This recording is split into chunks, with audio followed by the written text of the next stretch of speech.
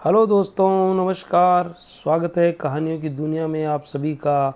आज की हमारी कहानी पंचतंत्र की बाल कहानियों से ली गई एक छोटी सी, बहुत ही शानदार, मज़ेदार और मनोरंजन से भरपूर तथा शिक्षाप्रद प्रेरणादायक कहानी है मंदिर की घंटी।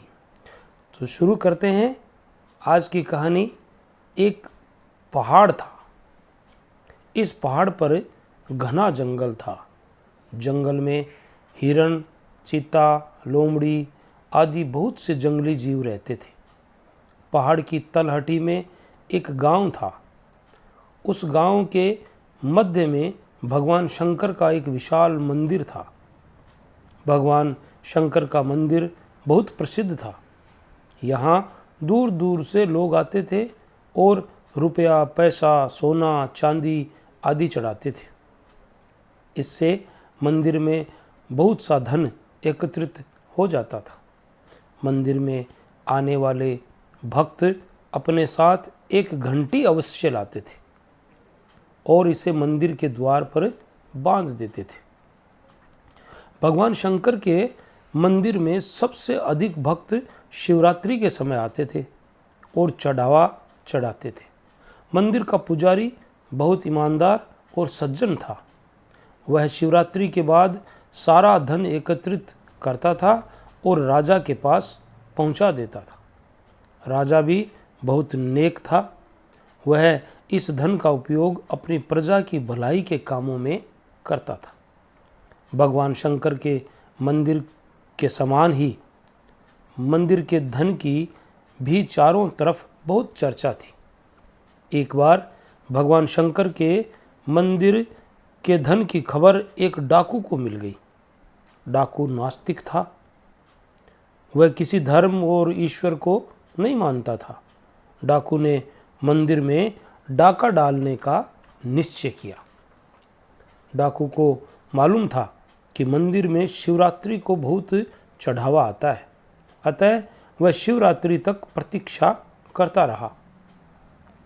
शिवरात्रि के अगले दिन ही वह रात में मंदिर पहुंचा और सारा धन एक गठरी में बांधकर पहाड़ी जंगल की ओर चल पड़ा।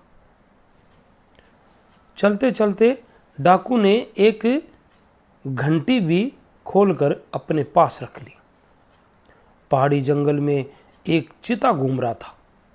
उसे कई दिन से कोई शिकार नहीं मिला था। चीता बहुत भूखा था। उसने डाकू को देखा तो उस पर आक्रमण कर दिया और उसे मारकर खा गया।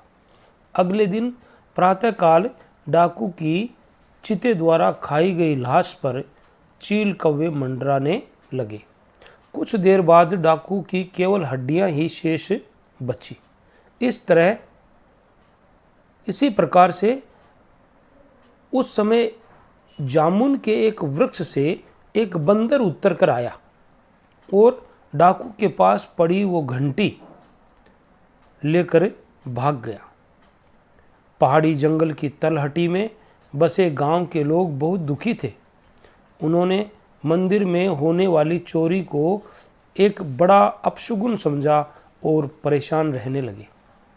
मंदिर में चोरी होने के 2 दिन बाद पहाड़ी जंगल से घंटी की आवाज़ें सुनाई देने लगी। आवाज़ों का कोई निश्चित समय नहीं था। कभी घंटी की आवाज़ दिन में आती तो कभी घंटी की आवाज़ें रात में आती। गांव वाले बहुत सीधे थे। वे डर गए। गांव वाले पहाड़ी जंगल से लकड़ियां आदि काट कर लाते थे, किंतु घंटी के डर के कारण उन्होंने जंगल की ओर जाना बंद कर दिया। धीरे धीरे 1 महीना हो गया।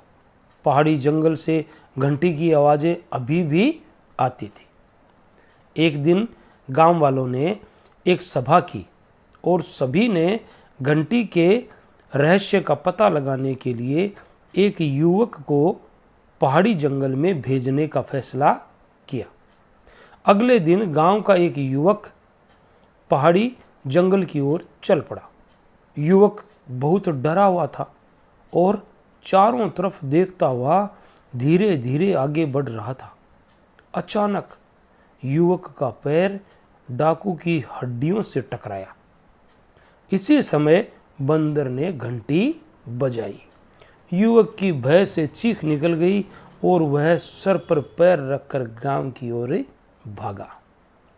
युवक जिस समय गांव पहुंचा, शाम हो रही थी। गांव वालों ने जैसे ही युवक को देखा, उसे घेर लिया।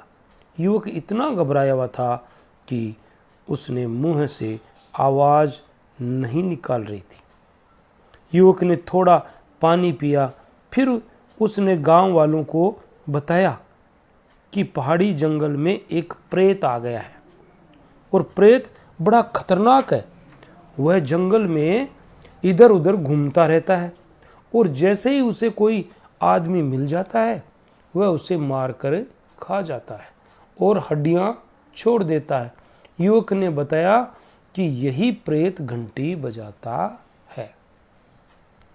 गांव के भोले भाले लोगों ने युवक की मनगढ़ंत बातों पर विश्वास किया। एक बार एक व्यक्ति लकड़ी काटने के लिए पहाड़ी जंगल गया। दुर्भाग्य से उस पर चीते ने आक्रमण कर दिया और मारकर खा गया। इससे गांव वाले घबरा उठे और उन्होंने राजा के पास जाने का निश्चय किया। राजा को प्रेत की पूरी कहानी सुनाई। राजा ने गांव वालों की बातें बड़े ध्यान से सुनी और इस समस्या को दूर करने का उन्हें आश्वासन देकर विदा किया।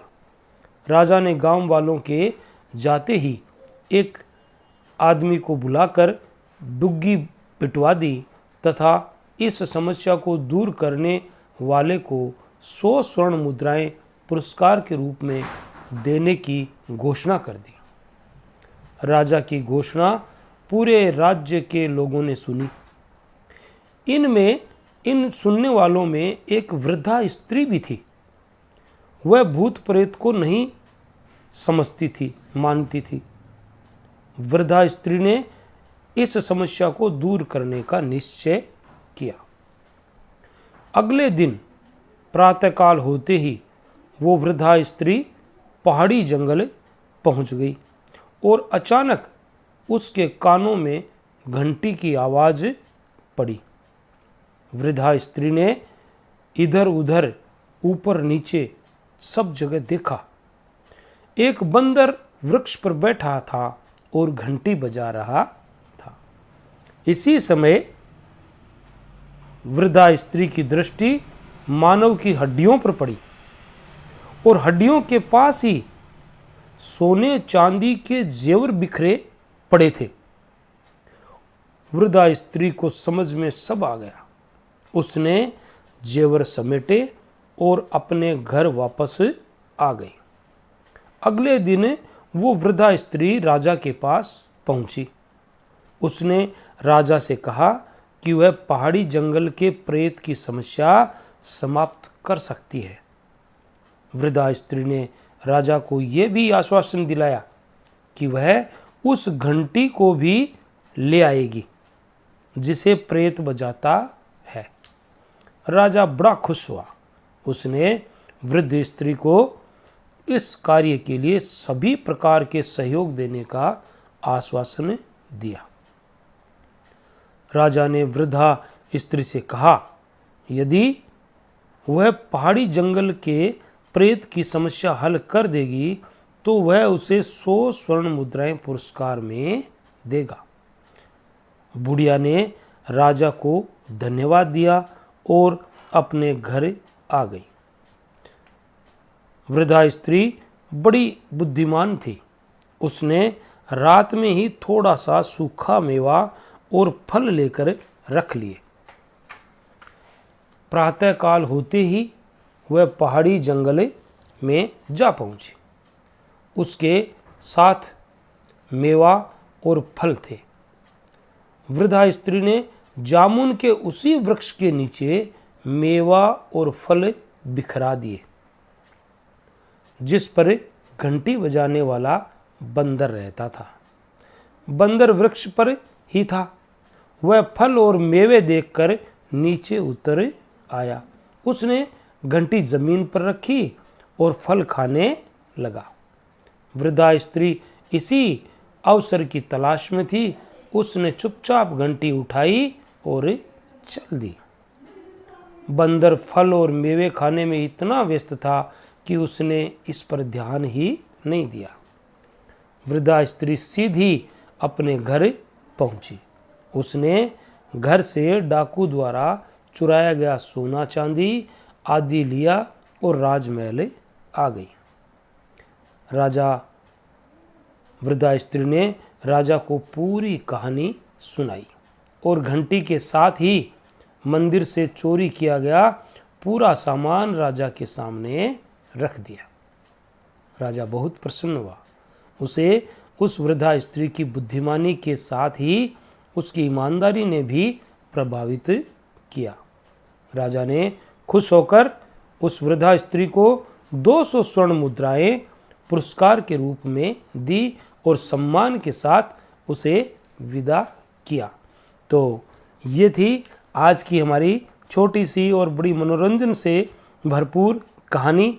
अगर आपको पसंद आई है तो हमारे चैनल को एक लाइक और सब्सक्राइब करना ना भूलें और मिलते हैं कल किसी नई कहानी के साथ। तब तक के लिए ऑल द बेस्ट।